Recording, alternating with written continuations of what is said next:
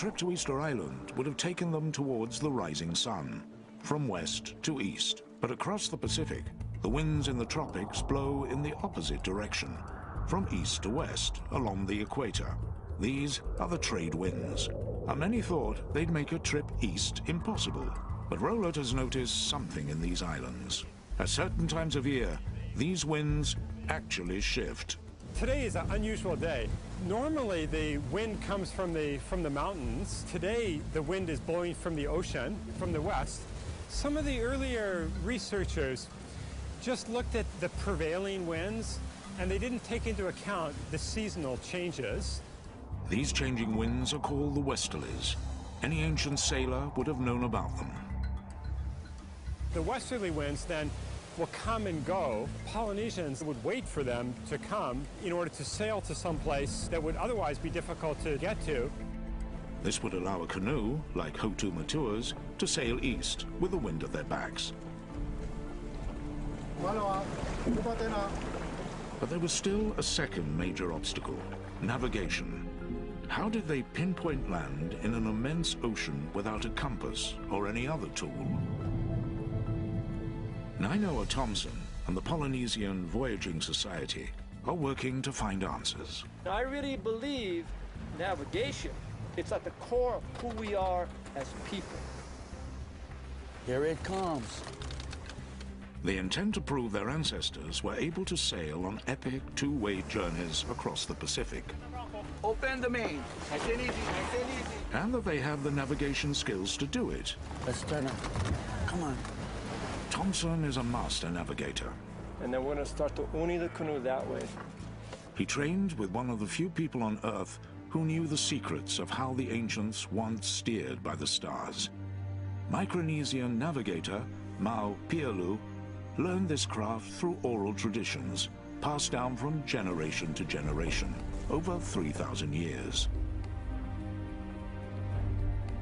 Everything you see on this canoe that we do today, fundamentally, it all came from Mau. How did the ancients find their way across the vast Pacific? And in a culture with no writing, how were routes and directions passed on?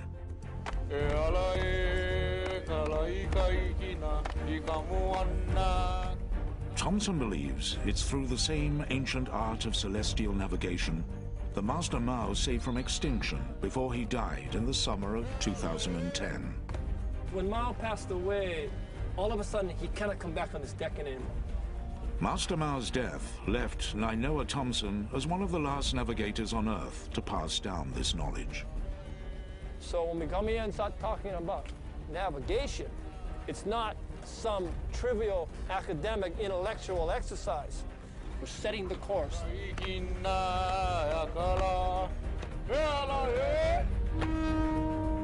Now Nainoa Thompson just needs to prove that this ancient knowledge would have allowed their ancestors to cross thousands of kilometers of open water to find their way to Easter Island.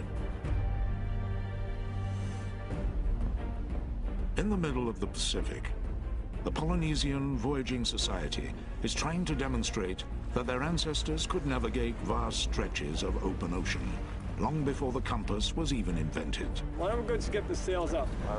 No, pull them straight, pull them straight. Thompson's goal is to show that even a crew of young explorers with no modern instruments can find their way using his ancient knowledge. We're going to hold a course towards Tahiti, so for the first part of the night, and then we'll hold a course back to Hawaii. So it'll be like we're going to Tahiti in the minds of these students, and then it'll be like coming home once we turn around.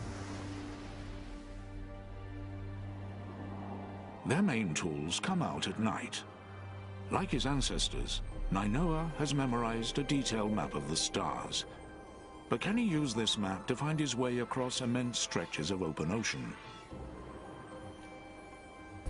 The traditional star compass is very old. It's, as far as we know, it's probably 3,000 years old, and it's not magnetic. It's not in a little box. It comes from the heavens. It comes from nature, and it's defined by rising and setting stars that come out of the ocean and go in the ocean every night. Nighttime is interesting because it's a time when it's the best time and it's a time when it's the worst. When there are a night like tonight where there's so many clear stars, we have hundreds of opportunities to keep a very accurate course. Rising and setting points of the stars provide direction. So what direction are we heading? Southeast, west. The night sky is like a dome that encloses the Earth in space. The dome revolves around the Earth on its axis. The canoe is at the center of the dome, fixed, with the world and the stars shifting in front of them. A perspective that would inspire the inventors of today's GPS. We use about 220 stars by name. So basically, 220 stars positioned in rise in the east and 220 in the west.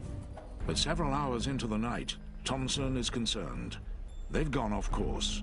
He spots a telltale sign. If you look at Kamakaua Maui, yeah, you look at the head, the 3 stars in the head, and generally, they make a vertical line towards south. Kamakaua Maui is the Polynesian name for Scorpio. For thousands of years, ancient navigators have used this constellation as a heading towards south. When the Scorpion transits and those stars are vertical, then the Scorpion becomes you're heading towards Tahiti. So we gotta go more to the east. So let's go open the back sail.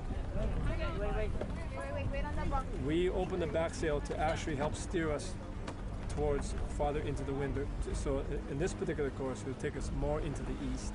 So we want to head to Tahiti about 25 degrees. The crew hopes that they've made the right choice. Once you make a decision, you kind of go back later and change it. You know, it's done. And you got to go to the next decision, the next sunrise, the next sunset. This trip is just part of a much larger voyage Nainoa Thomson undertook not long ago. Using these 3,000-year-old techniques, he wanted to see if he could sail the canoe from the Marquesas to Easter Island with only ancient navigation, no modern tools. He and his team found their way and completed the entire trip in just over 6 weeks.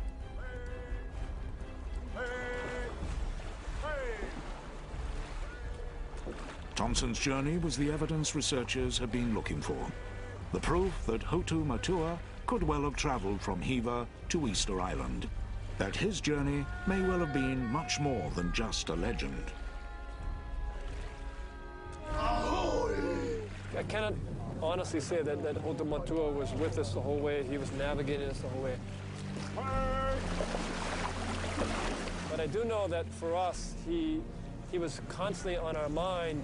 His essence, you know, what he had accomplished, what he stood for, was certainly something that strengthened us as sailors on this voyage and gave us a sense of much more privilege to be there. My ancestors were exploring this ocean world, crossing much more miles and millions of square miles of ocean than anybody other culture in the world. So we are relearning how intelligent, how strong, how courageous, and how capable our ancestors were. And that sense of pride in who we were give us a sense of pride in who we are today. The discovery of Easter Island by ancient Polynesians is one of the great feats of exploration in human history. But some scientists now believe that it may have been just the beginning. Is it possible these ancient Polynesians came to the Americas hundreds of years before Columbus? On the hunt to retrace the voyages of the first Polynesians, the pieces are beginning to come together. These ancient travelers did have the tools and the knowledge to colonize the Pacific. But is there evidence to show they went all the way to Easter Island and beyond? The one real proof will be the blood of the Easter Islanders themselves. Back on Easter Island, the DNA research is just coming in, the final piece of the puzzle. We've managed to get 21 blood samples here on Easter Island from elders, so it'll be extremely exciting to see how they turn out. Their goal is to determine where the people of Easter Island originated from and how far their ancestors might have voyaged. The work is underway at a lab in Norway. Contrary to what a lot of historians and scientists have written about the Easter Islanders, they themselves think that they came from an ancient homeland called Hiva. And that's what we're trying to find out more about with our DNA work. When the results come back, Sturla is thrilled. Our work actually can confirm that the ancient Polynesians came from a Central East Polynesian homeland. This is the proof they've been looking for. The Easter Islanders did come from Polynesia. Hoto Matua, or one of his countrymen, did make the long voyage across the ocean. It's what many have suspected, but it's never been proved until now. The genetic results have one extra surprise. All the samples that we tested, two were really interesting and surprising to us. These two have some South American DNA deep inside their genetic history. And that may point to even further voyages. The DNA results suggest that Polynesians traveled to South America hundreds of years before Christopher Columbus. It's an amazing theory that Polynesians beat Columbus to the New World by centuries. Hey! Hey! But can science prove it? Back on the Marquesas, Barry Rowlett has stumbled on one surprising bit of evidence: the humble sweet potato. The sweet potato gives clues to understanding the extent of Polynesian voyaging. Today, it's found all over Polynesia, but it's not a native plant. It's native only to South America, and so it had to have been introduced to Polynesia. So how did it get there? Unlike the coconut, which can float on the ocean and survive many months at sea and then start growing if it lands on a deserted island, the sweet potato would just sink and die if it falls into the ocean. And so for it to get from South America to Polynesia, someone had to bring it here. Carbonized sweet potatoes found in Polynesia have been dated back as far as 1000 AD. Scientists believed that it may have been the South Americans themselves who introduced the sweet potato to Polynesia. But now Rowlett's discoveries and the expeditions of the Polynesian Voyaging Society reveal that it was the Polynesians who had the knowledge, tools, and skill for long-distance round-trip voyaging. That has changed everything. Now, we believe that it was the Polynesians who reached South America and then came back with the sweet potato. Polynesians traded and made contact with islands all the way from the South Seas to South America. They were the great explorers of their age. And the place they set out from was in fact his central homeland, what the Easter Islanders called Hiva.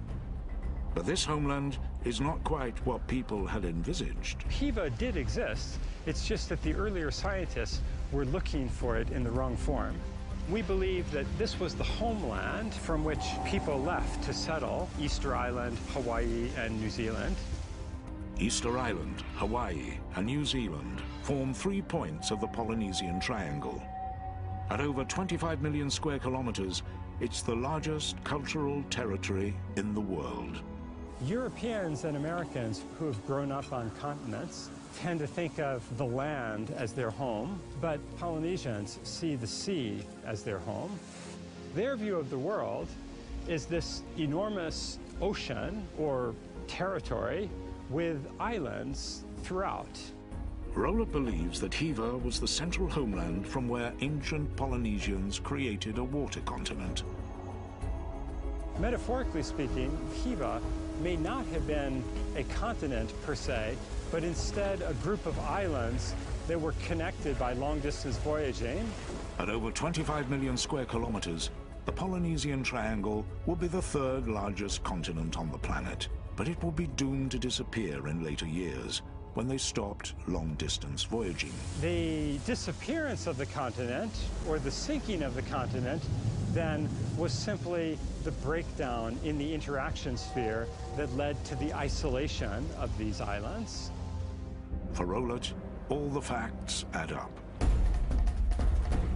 This is incredible when we consider that Polynesians were crossing oceans, crossing the Pacific Ocean, the largest ocean in the world, centuries before Christopher Columbus. So the Easter Islanders' claims do make sense. Their forefathers were some of the great navigators on the most remarkable human journeys of their age, as they charted a course across an island world to colonize